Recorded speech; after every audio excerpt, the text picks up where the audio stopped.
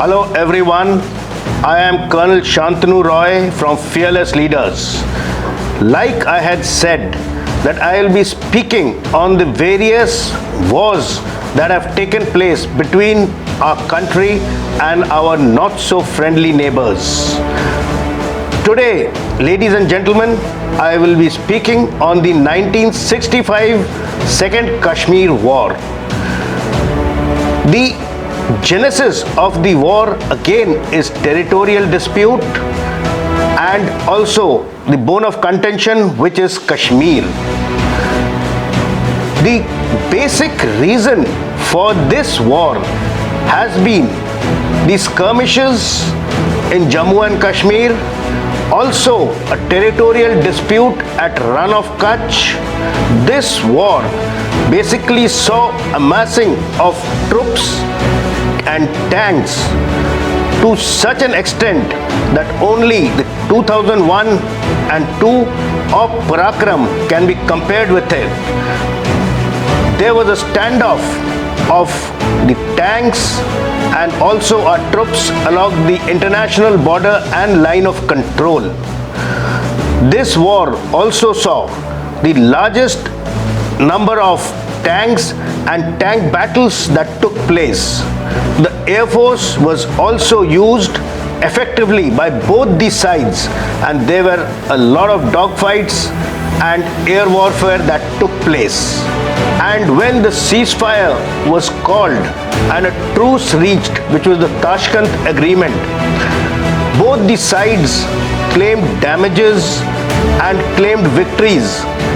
But neutral sources say that India had the upper hand and would have had a resounding victory if the ceasefire was not called.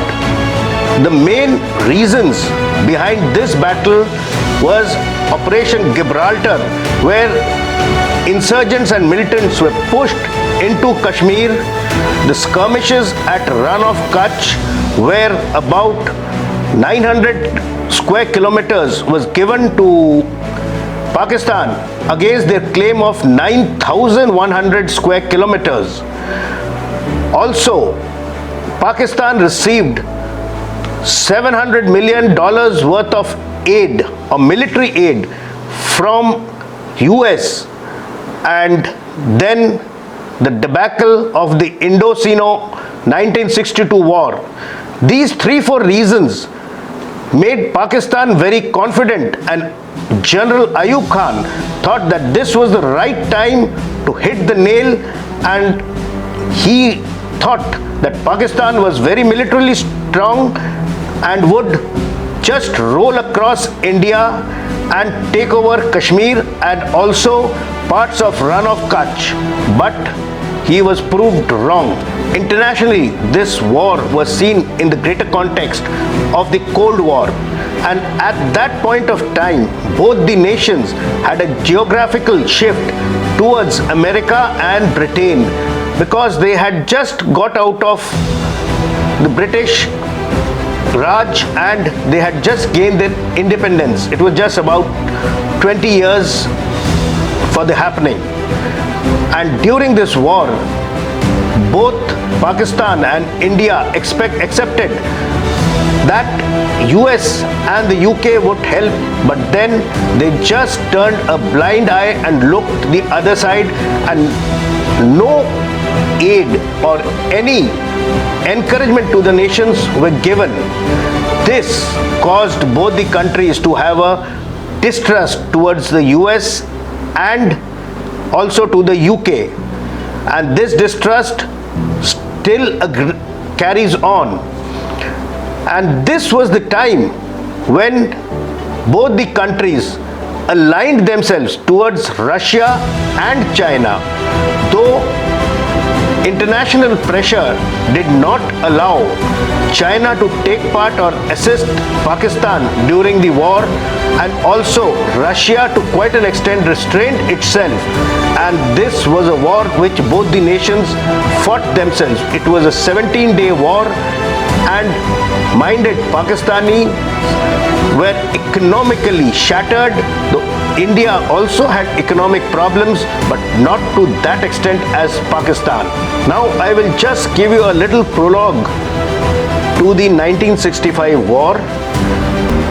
Though the Indian Army was more in strength in terms of manpower and equipment, but the equipment of the Pakistani army was supposedly more advanced. But then finally what unfolded in the course of action was something different, and India dealt out a blow to Pakistan which are there in the books of history. Now I will talk about the war that took place in 65. On the 5th of August 1965, Operation Gibraltar was launched by Pakistan when about 30,000 infiltrators moved into Kashmir and started fighting with the armed forces of our country. There were skirmishes all along the border. They moved up to Titwal, Uri and Punch and captured those areas. At that time, Indian Army was taken by shock because on that day these infiltrators moved in and there was a heavy barrage of artillery fire. At this time, when the Indian Army was taken aback, but then we gained control and also we captured about Hajipir Pass, that is 8 kilometers into Pak occupied Kashmir. So despite being caught by surprise, the Indian forces regained its balance and pushed on. And there was a kind of standoff at this area when the Pakistani army also had gained ground, with us moving and gaining ground in other areas. At this stage, Pakistan thought of carrying out a two-pronged attack, and on the 1st of September 1965, under again heavy artillery barrage or artillery fire, Operation Grand Slam was carried out, and there was an attempt to capture Akhnur, a small little town in Jammu. This was basically done to cut off Jammu and Kashmir at the chicken's neck, so that Jammu and Kashmir is cut off logistically and no reinforcements can be sent by our armed forces. But then again our army took stock of the situation and opened up another front, that is towards the North Punjab, where we crossed the international boundary, and this attack on Akhnur was effectively blunted by our armed forces by a combined effort of the artillery, which replied back to the artillery fire of Pakistan Army and stopped the advance of Akhnur. And also there was the support of the Indian Air Force, where bombings were carried out on the advancing Pak Army, and there was an air battle also between the Pakistani Air Force and our own Air Force. So this was how the Operation Grand Slam was failed out and Akhnur was not captured. At this period of time, our army opened up another front along Punjab, and on the 6th of September, the international border was crossed over by our army. During this period, simultaneously also, our troops in the valley had pushed back the infiltrators and reached Kashmir. Though the Pakistanis were occupying the higher ground, our troops had stopped the infiltrators and taken over the lost ground, and when the international border was crossed, the 15th Infantry Division at Amritsar under our war veteran Major General Niranjan Prasad pushed into Pakistan and started rolling in and were about to reach Lahore International Airport when US put pressure and caused for a temporary ceasefire between the two forces so that civilians could be evacuated. At this period of time, the Pakistani army did a counter attack and stopped the 15th Div from advancing. At this point of time, 3 Jat regiment of the infantry had captured a small hamlet called Batapur, which had tactically importance in that area. The Pakistanis with their air force stalled 15 Div, and at this point of time they caused it to retreat. So while 15 Div was retreating, they asked 3rd Jat also to fall back, though the town of Batapur was in their control. But then again they recaptured it back when 15 Div again advanced along with the support of the Air Force. And at this point of time, the reinforcements were cut off by the Pak Air Force quite effectively, because some of the reinforcements which were coming in from Jaisalmer to assist 5 Maratha Lai was stopped, and the advance, which was quite well into the Pakistani territory, was stopped. So when this advance of the 15th Infantry Div was stopped or stalled, the 1st Armored Div, which is one of the main armored divisions of our army, moved in and crossed the Ichogil Canal and started advancing. But at Chavinda it was stopped by the Pak armor and also assisted by the Pak Air Force.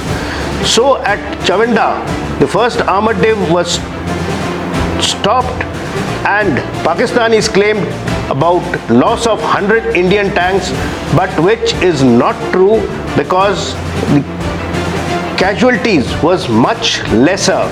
And at this point of time, the Pak 1st Armored Div took an opportune moment and moved in with a side flanking attack and moved, and this stalling of the 1st Armored Div was effectively taken up by the Pakistan Army, and they carried out Operation Wind Up, thinking that when the 15th Infantry Div and the 1st Armored Div have been stopped, they wanted to just roll into Amritsar. But again, there was a major tank battle and a standoff of the armored and the infantry troops, and they were stopped effectively at Khemkaran, where again we claim that we destroyed about 100 of their Patton tanks, which they disagree, but again their numbers which they claim are wrong, because the neutral assessors have said in different languages and in different books of history. So Khemkaran, where the Battle of Asal Uttar, or the Battle of the Real Answer, was fought, was termed as Patton Nagar, where the majority of the Patton tanks of the American make were destroyed by our own centurions. This was a time when both the armored formations had not been effectively able to do their task, and there was a standoff and a major build-up of troops on both sides, which is comparable to the OP Parakram of 2001 and 2.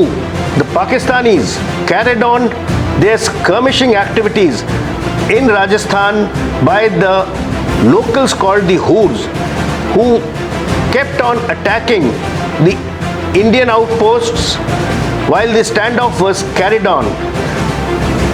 So, due to this large standoff, a ceasefire was called as the stalemate had been reached. And mind it, beyond this 17 days, Pakistan did not have much of capability to carry on the war. And we suffered about 3,000 odd battlefield deaths, while the Pakistanis had about 4,000 plus deaths. The Indian Army was in possession of about 1920 square kilometers, while Pakistani had about 550 square kilometers. The territories occupied by India was mainly Sialkot, Lahore and places in Kashmir sector, while the Pakistanis had control of areas opposite Sindh and Cham. Though Pakistan claims that they had about 1600 square kilometers, but then it is a wrong claim, and they claim that Pakistan claims that India had about 1200 square kilometers, but then the observers who were there claim differently, saying that India had about 1900 square kilometers plus, while Pakistan had only about 550 square kilometers. Like I said, this battle mainly saw the fight between the armored formations and also effective use of Air Force. The Indian Air Force and the Pakistani Air Force effectively engaged each other at combat levels, and a lot of dogfights were carried out. The Indian Air Force comprised of the Hawker hunters, the Nats, the Vampires and the Canberra bombers and squadrons of MiG-21s, while the Pakistani army had F-86F Sabres, the F-104 Starfighters and again the Canberra bombers. Though the Pakistanis claimed that they were outnumbered 5:1, but then technically the Western Front between the Air Force of both the nations was about 1:1, because majority of the aeroplanes were deployed by India towards the east to thwart off any Chinese aggression by the air or also by land if required. Though in this battle, the Sabres and the Starfighters were comparatively technically superior, but then the more agile and slower Nats were supposedly the victors, and the Nats were called Sabre Slayers because they managed to down many of these aircrafts, though Pakistan claims it otherwise, but then the figures on the books are different. Then coming on to the tank battles, we saw, like I mentioned out, that the armored formations were used but not very effectively, because maybe there were some loopholes on both the sides strategically and tactically in movement of these armored formations, as they did not gain very much and were stalled on both the sides. The Pakistani first armored div and also the Indian first armored div, though they initially rolled in effectively but were stalled at Chavinda and at Khemkaran respectively. The standoff of the armored formations was very large, and this caused a stalemate, and finally a ceasefire had to be called because there were no advances on both the sides. Though the Navy did not have much of a role in this battle, but a flotilla of the Pakistani Navy bombarded Dwarka, a small little radio communication station on the ports of Gujarat, and Pakistan claims that PNS Ghazi, which was put at the entrance of the Bombay Harbour, stalled off INS Vikrant and did not allow the Indian Navy to operate But the truth is that at that period of time, INS Vikrant was in the docks getting retrofitted, and majority of the warships were under maintenance. So the Navy was basically not called upon for any activity or action or any support. Some covert operations by the Pakistani special forces were carried out which were unsuccessful. About 103 special forces paratroopers were launched somewhere around Dehradun to carry out operations on the Air Force stations of Haldwara, Adampur and Pathankot. But then these activities were detected and these para-commandos were successfully neutralized, and supposedly only 20 to 22 of these paratroopers could effectively reach back Pakistan, and the others were either taken as POWs or killed in action. On the 20th of September, after a 17-day battle, the UN Security Council enacted its Act 211 and called to both the countries to restrain out and carry out any warlike activities and caused a ceasefire and stopped the battle. India immediately accepted the ceasefire, while Pakistan accepted the ceasefire on 23rd of September after weighing out and making a lot of UN violations on India, which were later on turned down. Both the US and the USSR after that utilized a lot of diplomatic tools, and a truce was called between India and Pakistan, and the Tashkent agreement between both the nations was done. This was the time when our Prime Minister Lal Bahadur Shastri had a heart attack and passed away in Tashkent. Though India and Pakistan disagreed to each other's claims of losses to life, losses to equipment, and there was a stalemate, both the countries claimed that they had encroached or captured territories on both sides, and Pakistan claims a victory while India also claims a victory. But then neutral assessors of the New York Times and other newspapers and observers of this battle claim that India had a resounding victory on Pakistan, and Pakistan lost out whatever advantages it had, and also their military failed very poorly and did not have face even in front of their public. At this juncture, I would like to mention that there were some failures in intelligence. Firstly, on our own side, when Operation Gibraltar was being planned out and these infiltrators moved in, our headquarters did not have an inkling of the impending attack. Then also, while the forces were advancing, especially the 15 Infantry Div, there was a hue and cry that our army was short of ammunition, and the Chief of Army Staff at that time, General Chaudhary, requested the Prime Minister for a ceasefire. But later it was found that we had just expended about 14 to 15% of the ammunition, and there was no dearth of ammunition to be used, either being tank or small arms. Also, there was a mismatch of opinion and plans of the Indian Air Force and our army, and at that time a more jointness was required, which was lacking.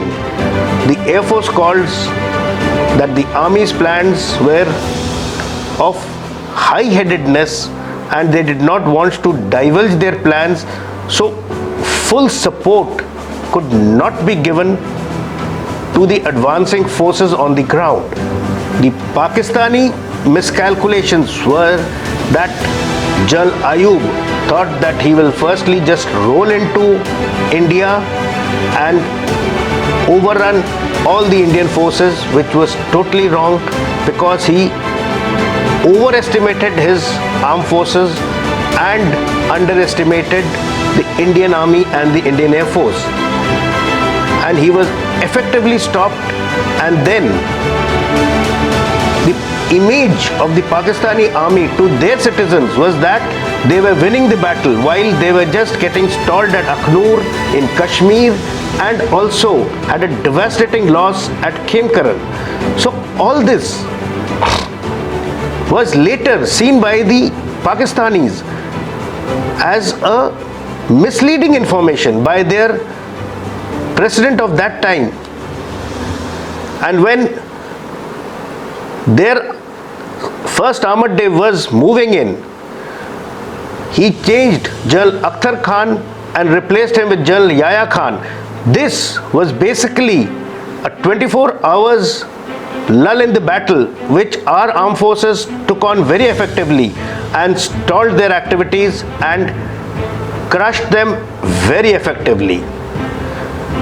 Also, the Pakistani Air Force and the Army had differences of opinion, and a lot of their senior officers have written publicly that if this battle would have carried on, we would not have been able to sustain the advances of the Indian Army and the Air Force and would have surely got more damaged and destroyed in the period of time that would have ensued.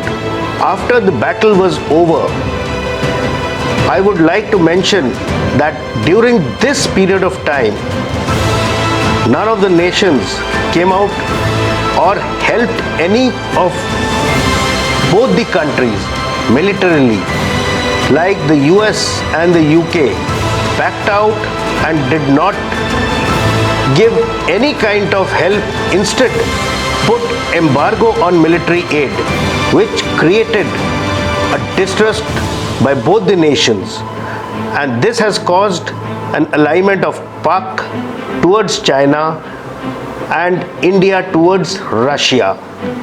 Also, Israel and Turkey openly supported Pakistan, and India also felt bad because Indonesia was one of the founding nations of the non-aligned movement at that time with India. But during the battle, they openly supported Pakistan due to whatever reasons. So these were basically some of the involvements of the other countries towards this battle in the subcontinent. So with this little brief about the 1965 war, I would like to just give out the battle honors which were given to various regiments and also to our army.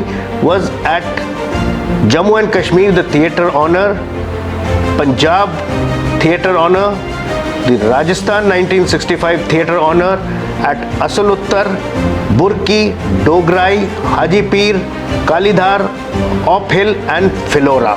The gallantry awards that were given to the bravest of the braves on both the sides, where the Paramveer Chakra, the highest gallantry award on the Indian side, was given to CQMH Abdul Hamid and Lieutenant Colonel Tarapur, and Pakistan gave its Nishan-e-Haidar to Major Raja Aziz Bhatti Shahid. And also India gave out national awards to the civilians. Padma Bhushan was given to Santu Jaumal Sahane, Padma Shri was given to Mr. K.C. Banerjee, and the first army officer to receive the Padma Bhushan was Lieutenant General J.S. Dhillon. So gentlemen, this was basically a little brief or a little insight into what happened in 65, and though the battle was a stalemate, and so ladies and gentlemen, this is a little insight on the 1965 war and how we took on the Pak forces tactically and held them and got a resounding victory.